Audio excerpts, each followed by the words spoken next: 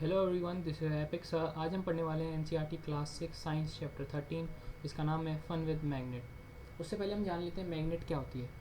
तो magnetic actually मैं अगर आपको सिंपली मैं बताऊं, a material capable of capable of producing magnetic field।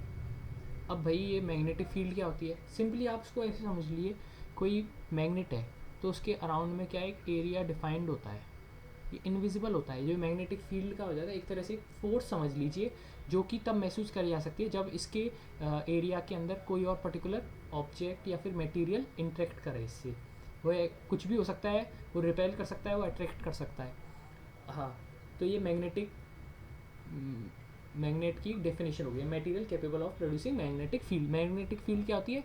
एक तरह की फोर्स होती है जो किसी भी चीज़ को पुल कर सकती है या और रिपेल कर सकती है। रिपेल का मतलब दूर हटा सकती है या पास अट्रैक्ट कर सकती है। अब ये किस चीज़ पे डिपेंड करेगा? पोल्स पे।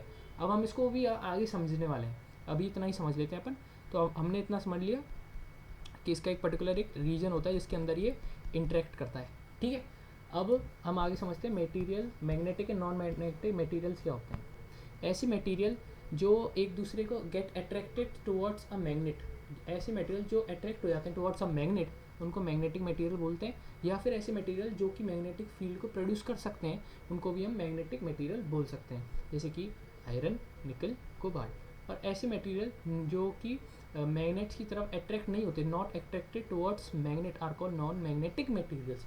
और या फिर ऐसे मटेरियल जो which are not capable of producing magnetic field, जैसे कि वुड, प्लास्टिक, रबर एक्सेट्रा। अब example, bridges has 3 different mixture and the combination of mixtures are listed below: wood powder, talcum powder, wood powder, iron filling, nickel powder. Which mixture contain the highest magnetic material among them? अब इसका simple answer आपको पता है कि iron filling और निकल जो है दोनों मैग्नेटिक मटेरियल्स हैं, तो सबसे अच्छा जो होगा इसका आंसर ये वाला होगा।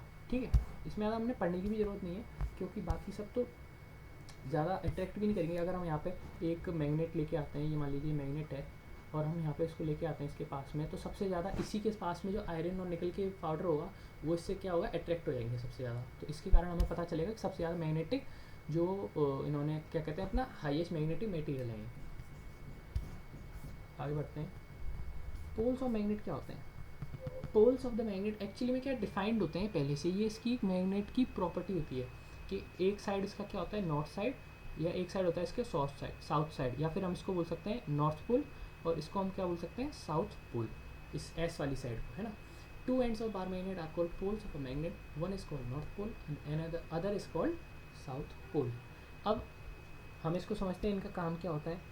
मैग्नेटिक फील्ड मैंने जो आपको बताया था, मैग्नेटिक फील्ड हमेशा नॉर्थ साइड से साउथ साइड की तरफ जाती है। ऐसे जैसे इस साइड से मैग्नेटिक निकल रही होगी तो इस साइड जा रही होगी, तो कई सारी मैग्नेटिक फील्ड लाइंस होती हैं जो हमको दिखती नहीं है, पर हम उसको एक्सपेरिमेंटली इसको डिफाइन कर सकते हैं। Magnetic strength of a bar magnet is maximum at pole, सबसे ज़्यादा पोल्स पे इनकी याद होती है। जब हम इसको, जैसे कि हम इस एग्जाम्पल से समझते भी हैं, if you dip a magnet in a pool of iron filing and pull it out, you will observe most iron filings get struck to the ends of the bar magnet. जैसे यहाँ पे ये इसका and पे काफ़ी सारे iron की जो पाउडर है या फिलिंग है वो उस पर स्टक हो गई, तो हमें यहाँ पे पता चला है कि सबसे ज़्यादा जो मैग्नेट की स्ट्रेंथ होती है वो सबसे ज़्यादा कहाँ पे होती है, उसके पोल्स पे होती है, यानी कि उसके एंड बार्स पे होती है। The region of the magnet where more iron filing sticking to it are called poles of the magnet. ठीक है, remember the poles of the magnet is always two. मतलब इसका कहने का अर्थ ये है, मैं आपको समझाता हूँ कि मान लीजिए मैग्नेट है और ये अपनी एक मैग्नेट है, ठीक है, और ये इसका क्या है, ये इसका साउथ पोल है, ये इसका सॉरी ये साउथ पोल है इसका, और ये इसका क्या है, नॉर्थ पोल है। अब बाई चांस मैं क्या करता हूँ, मैग्नेट को ऐसे ब्रेक कर देता हूँ बीच में से, तो मैग्नेट क्या हो गई, छोटी हो गई। मैग्नेट कितनी हो गई, स्मॉल हो गई इन साइज़। और जैसे ये स्मॉल हुई तो इसका एक पर्टिकुलर नेचर होता है मैग्नेट का कि अपने आप ही ये वापस नॉर्थ और साउथ पोल को फिर से डिफाइन कर लेती है। अब हमने इसको तोड़ा तो इसका मतलब ये नहीं कि नॉर्थ पोल और साउथ पोल अलग अलग हो गए। एक्चुअली में ये नॉर्थ और साउथ पोल वहाँ पे अभी भी होंगे उस छोटी सी मैग्नेट में, क्योंकि उस मैग्नेट की ही प्रॉपर्टी है जो वो लेके चलती है कि एक मैग्नेट में हमेशा नॉर्थ और साउथ पोल प्रेजेंट होंगे ही होंगे, ठीक है, तभी तो वो मैग्नेटिक फील्ड को प्रोड्यूस कर पाएंगे, जैसे नॉर्थ से नॉर्थ, साउथ साउथ, ऐसे समझ रहे हो आप, ये इसका नॉर्थ साउथ से फील्ड आती है, ठीक है। Remember the number of poles or the two. If we break a magnet into two, still each magnet have two poles, their respective north and south pole, ठीक है। अट्रैक्शन रिपल्शन क्या होता है, इसको आप सिंपली ऐसे समझिए कि यहाँ पे अगर मैं आपको दिखा भी दूँ, जब आप नॉर्थ और नॉर्थ पोल को साथ में लाओगे तो यहाँ पे क्या होगा, यहाँ पे क्या होगा, रिपेल करेंगे, repel.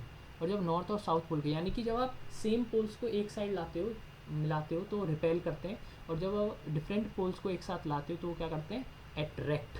Unlike poles attract each other, like poles repel each other. तो इसी चीज़ को ऊपर बोलना चाह रहा, like poles of two magnet attract each other, north pole of one magnet attracts the south pole of another magnet, opposite poles repels each other, north pole repels the north pole and the south pole repels the south pole. Done, ये समझ में आ गया। यहाँ पे कुछ example पूछ रहा है, Raghav as a toy car having a magnetic fitted on the top of the car, ये मैग्नेट फिट है इसके। अनदर एक मैग्नेट से, magnet is placed on the box, ये बॉक्स के ऊपर मैग्नेट फिक्स्ड है। If he keeps the north pole of magnet near the car, ये थोड़ा पता नहीं गलत सलत लिख रहा हुआ है, और मैं इसको सिंपली बताता हूँ। अगर ये इसको ऐसे ही लेके जाएगा, इस साइड लेके जा रहा है, तो नॉर्थ और नॉर्थ पोल क्या है, आमने सामने आ रहे हैं, तो इसके कारण क्या होगा, यहाँ पे रिपेल हमें देखने को मिलेगा, नॉर्थ और नॉर्थ रिपेल करेंगे।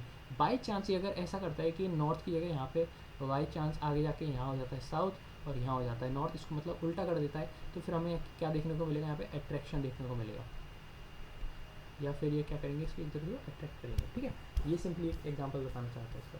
फाइंडिंग डायरेक्शन, हम इनसे डायरेक्शन भी फाइंड कर सकते हैं। When we suspend a magnet as shown in the diagram below, the end of a magnet which point towards north is called north seeking end, या फिर north pole. जो and उसका नॉर्थ की side direction में वो दिखाएगा तो वो नॉर्थ सीकिंग एंड होगा, और जो भी साउथ साइड में दिखाएगा वो उसको साउथ पोल दिखा रहा है। यानी कि ये क्या दिखा रहा है, यहाँ पे ये नॉर्थ पोल है और ये क्या है, साउथ पोल है, ठीक है। और हमें डायरेक्शन पता है कि ऐसे अगर यहाँ पे नॉर्थ है, यहाँ पे साउथ है, तो हमें ज्योग्राफी में पढ़ रखा है कि इस साइड ईस्ट होता है, इस साइड वेस्ट होता है, तो हम कुछ भी पता लगा सकते हैं, ठीक है। और ये हमारी दुनिया हो गई, ठीक है। End the magnet end the end of that point toward south is called south seeking end the और south pole of the magnet, ठीक है। ये सिंपली ये डायरेक्शन को भी शो करता है, जैसे यहाँ पे दिखा रहा है। ट्रेवलर जो पहले होते थे वो ऐसे इस उपकरण को लेके जाते थे, magnet, natural magnet suspended freely, जिसके कारण ही हमेशा ये नॉर्थ पोल है, ये हमेशा नॉर्थ की साइड डायरेक्शन दिखाता था, और साउथ पोल साउथ की साइड डायरेक्शन दिखाता था। तो इससे हमें पता चल जाता है कि नॉर्थ की जो इस साइड है, यानी कि नॉर्थ की इस साइड ईस्ट है और नॉर्थ के इस साइड वेस्ट है, यानी कि हमें पता होता था कि कहाँ से कौन आ रहा है। और ये तो हमें पता ही है कि सूरज इस साइड है, सूरज हमेशा इस साइड से उगता है, तो हमें इनका डायरेक्शन का पता रहता था, ठीक है। पहले ऐसे यूज़ करते थे। कंपास क्या होता है, a device use to find direction. इसकी क्या नीडल ऐसी सेटअप होती है कि हमेशा ये नॉर्थ साउथ डायरेक्शन को पॉइंट आउट करती है। जब भी आप इसको ऊपर देखते हो तो उसमें पता लग जाता है कौन सी नॉर्थ डायरेक्शन है, कौन सी साउथ डायरेक्शन है। The compass is made up of small box with a glass cover on it, a magnetized needle in the fixed inside the box which can rotate freely, and needle indicates the north south direction when it comes to rest. The compass also have dial with the direction marked on it. That compass is then rotated until the north and south direction on the dial are at the two ends of the needle. ये हमेशा ऐसे show कर देगा, जिस direction में आप show करोगे वैसे वैसे इसकी नीडल पॉइंट आउट करेगी। अब magnetised needle inserted in a cork then placed in water, it starts moving towards north side direction. मतलब ये मैग्नेटाइज्ड नीडल जब इनसाइड अ कॉर्क उसको डाला जाता है तो पानी के अंदर वो नॉर्थ साइड डायरेक्शन में पॉइंट टुवर्ड्स लगती है और ऐसे वर्क करती है एज अ कंपास। फिर आता है compass needle reflects in many direction. If compass is open because of the air exerts pressure on the needle, so the compass will not without a glass cover may not give the correct direction. इसमें proper direction नहीं दिखा पाएगा इस वाले उसमें case में। Make your own magnet, हम अपनी मैग्नेट को कैसे बना सकते हैं। The magnet makes from piece of iron और other magnetic material. Magnetic material से हम मैग्नेट बना सकते हैं, ऐसा नहीं कि वुड वगैरह, वुड थर्मोकोल वगैरह से मैग्नेट बनाए लगे, वो मैग्नेटिक मटेरियल ही नहीं है भाई। मैग्नेटिक मटेरियल नहीं है तो मैग्नेटिक फील्ड प्रोड्यूस नहीं कर पाएंगे, मैग्नेटिक फील्ड प्रोड्यूस नहीं कर पाएंगे तो मैग्नेट भी नहीं बन पाएंगे। तो जो हम खुद बनाते हैं उनको हम बोलते हैं आर्टिफिशियल मैग्नेट, जो हम खुद मैग्नेट्स को रेडी करते हैं। They are many ways to make a magnet. तो इसका सिंपली मैं आपको प्रोसेस बता देता हूँ। ये बार बार इस मैग्नेट को इस डायरेक्शन में पुल करेगा, फिर ऐसे सिंपली उठाएगा और इसी एंड को वापस से यहाँ से लाके वापस इसको पुट करके वापस इस साइड से वापस ये प्रोसेस करेगा। कम से कम ये 40 से 50 बार ये प्रोसेस रिपीट कर करके ये मैग्नेट में पोल्स जनरेट होने लग जाएंगे और इसका धीरे धीरे इसमें प्रॉपर्टी आने लग जाएगी। जैसे यहाँ पे देख सकते हैं, इसको उठाएगा, अब ये ऐसे ही इसको उठाएगा और वापस इसको ऐसे ले जाके सेम इसी एंड को यहाँ पे वापस लगाएगा, फिर वापस इस चीज़ को वापस प्रोसेस को रिपीट करेगा। जैसे यहाँ पे दिखा भी रखा है, इसको उठाया, ऐसे ले गया, यहाँ पे लाया, ऐसे ले गया, यहाँ पे लाया।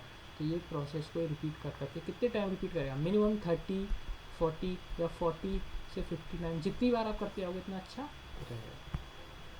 Bring an iron nail near the iron bar to check whether it has become a magnet और नॉट। फिर हमें पता कर सकते हैं कि आयरन नेल को पास ला के अगर ये रिपेल कर रही है, अट्रैक्ट कर रही है, तो यानी ये मैग्नेटाइज हो चुकी है।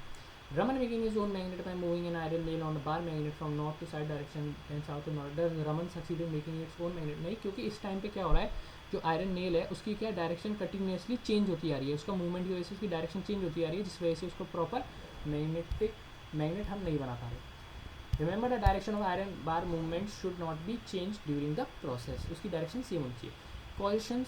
Cautions to the magnet, caution मतलब मैग्नेटिक, अपनी मैग्नेटिक कैपेबिलिटी को कब खो सकते हैं।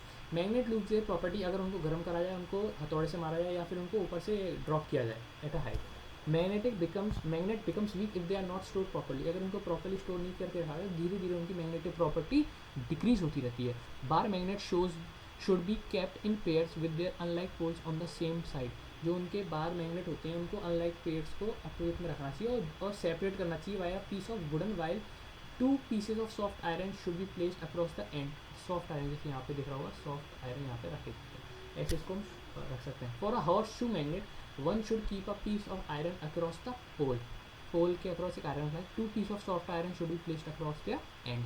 हॉर्स शू मैग्नेट के लिए keep magnet away from cassettes, mobile, television, music, CD and the computer as magnet interfere with the magnetic field of these devices and these causes these devices to work abnormally. इनको फिर बहुत repair खराब कर देता है। सो बस आज के लिए इतना ही। Thank you everyone for watching this video.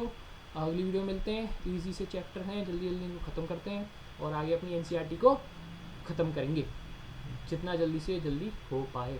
Bye bye, जय हिंद, जय भारत। कुछ भी दिक्कत हो कमेंट बॉक्स में बता दीजिए, डाउट, कन्फ्यूजन या आप मुझे कोई सलाह देना चाह रहे हो, बिल्कुल मैं रेडी हूँ। आपके जो भी टिप्पणी है या आपका जो भी कमेंट है उनको मैं समझूंगा और जानूंगा कि मैं कहाँ गलती कर रहा हूँ या फिर मैं अपने आप को कहाँ कितना बेहतर बना सकता हूँ।